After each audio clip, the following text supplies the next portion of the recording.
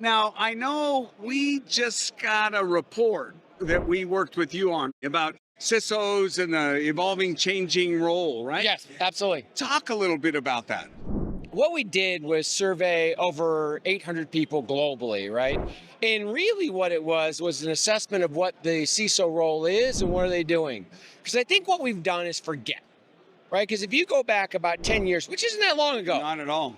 but in cybersecurity terms, that's the target breach, Yep. right? And so at that point, the CISO was very, very, very tactical. Right.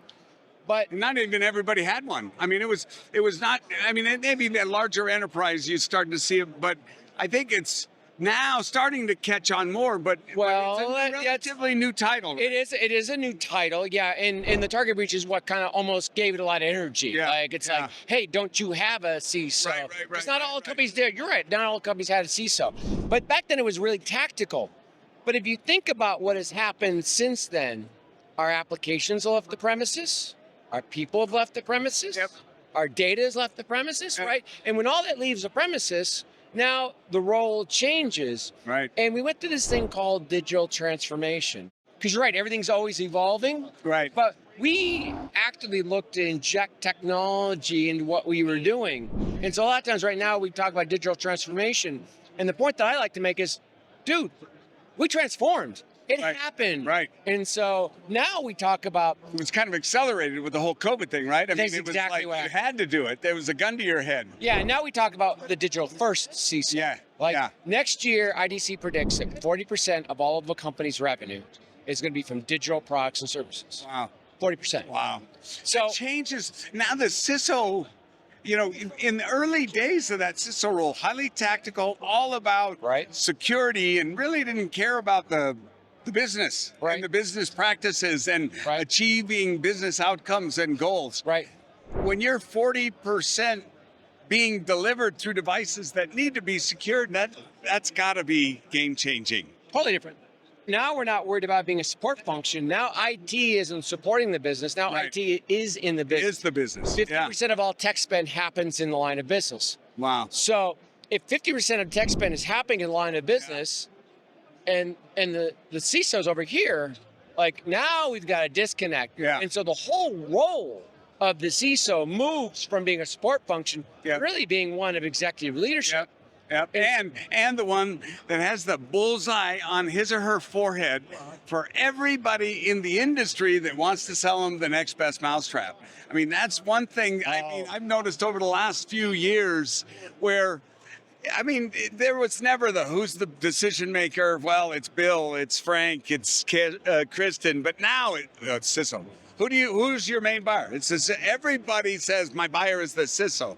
Now, I'm not saying the CISO's not involved, but I feel like we're kind of a little bit out of line because that's not necessarily the best way. If I'm a very narrow solutions, I probably would be better off finding a champion that needs that and has a pain that I'm solving, right? Instead of peppering the CISO. Well, boy, now you've opened up a couple of issues, right? But if 50% of all tech spend happens in the line of business, where do you think that 50% of all security decisions are made? It's also made in the line of business. No question. Right? But I think sometimes there's got to be some delegation. There's got to be a point where I empower Frank. I trust Frank. He's my lieutenant. So on some of this stuff that's cursory, I'm really going to look to you for a recommendation as opposed to necessarily being fully engaged. See, now you're getting to the points that we started making in the research, right? So we talked about this role as the CISO as a tactician, but realistically, the CISO views himself differently. Right. And so the CISO, yes, is responsible for security, but they spend more time probably in compliance. They also spend a lot of time as a change agent, Yep. right? They're an advocate for the line of business, Right. to coach the line of business Right. into how to be secure.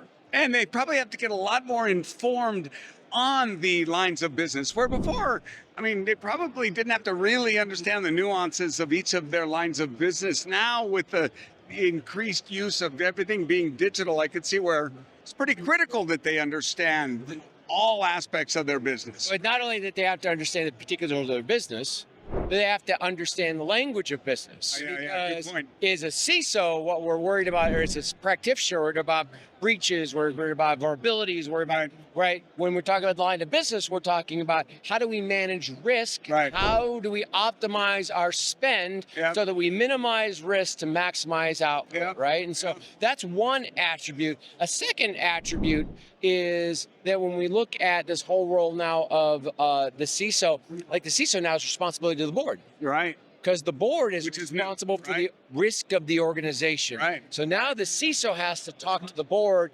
about what is my cyber risk. And it's that's a not different board speak, right? different board speak. Than when you're talking to your team or you're talking even to Right. one of the business units. Right, right. completely Because we talk different. about security, like security people like to talk in, like, here's how many vulnerabilities I addressed, here's how many firewalls, Right, here's right, what I did. And what does the board want?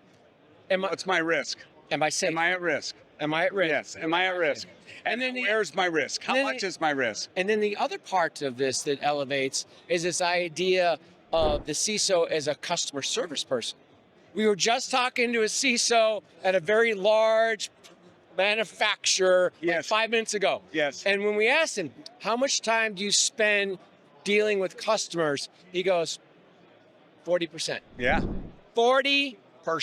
Yeah. You can't Now- be a tactician at 40% out face to face with customers, right? But when you think 40% of your time is spent with customers, well, doesn't that mean that you're a marketing function? Yeah. The CISO is a marketing function, and that just like messes with your mind. Right. But the reality is, these are the new skill sets of the CISO. CISO's a diamond.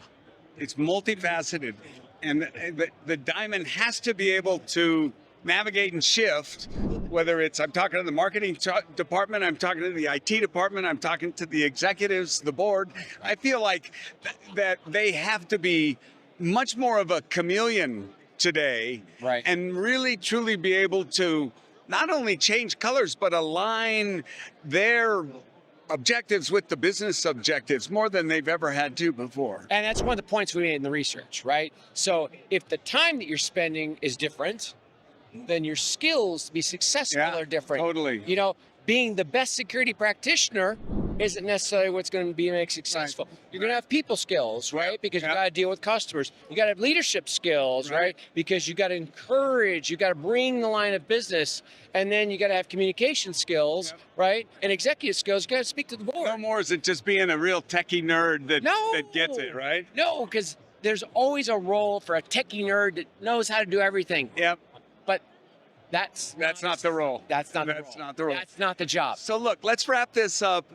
Yeah. Maybe you can give me the key takeaways from this report. Okay, so I think one of the key things is that people in the organization tend to think that the CISO is a tactician, and the CISO really, as it reports, is more of a strategic advisor. That's probably one thing. The second thing is that we tend to think of everybody's blaming the CISO, blaming the CISO, blaming the CISO. Right. We got breaches. It's your fault. Yeah. It's your fault. Right. In reality, the organizations and people in the organization have a higher opinion of the CISO and the job the CISO is doing than the CISO has of him or herself. Interesting. Interesting. Yeah, so it's a crazy route. The other thing that the paper does, Imposter syndrome. The right? You know, where Yeah. you get to at that level and everybody's looking at you and thinking, man, you're amazing what you're doing. That's so great. And then you're looking in the mirror and kind of think, God, am I really that great? Right? That's that it. imposter syndrome. That's Yeah. exactly it. And then I think the paper does highlight some issues. Hey, you know what? We tend to have aggravation between the CIO and the CISO, and sometimes there's some of this finger pointing. Yeah. Like the CIO is irritated at the CISO because security things cause disruptions in the organization. And the CISO is going, well, things that the IT department does is causing disruptions in security, right? You're like, what the heck? Yeah. But it kind of points that need for better communication as Sure. well. Yeah. Sure. Cool. Well, I really appreciate having a chance to talk with you and working with you on this report. Vital and really helps us and our team and our customers. So thanks for being at CPX 2024. Thanks for the opportunity. You bet.